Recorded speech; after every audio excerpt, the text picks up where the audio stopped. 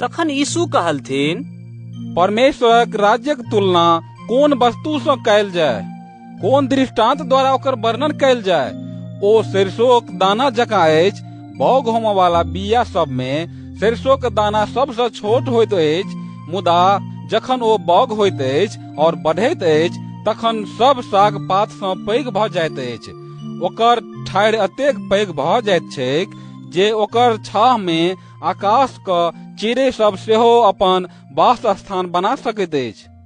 एहन और बहुत दृष्टांत सभक द्वारा यीशु लोक सबके परमेश्वरक वचन सुनौलथिन। जहिना लोक के बुझऽ में आबि सकल तहिना शिक्षा देलथिन। बिनु दृष्टांत देने ओ ओकरा सबके कोनो बात नहीं कहैत छलथिन। मुदा जखन अपन शिष्य सभक संग असगरे रहैत छलाह तखन ओ हुनका सबके सब बातक अर्थ बुझा दैत छलथिन।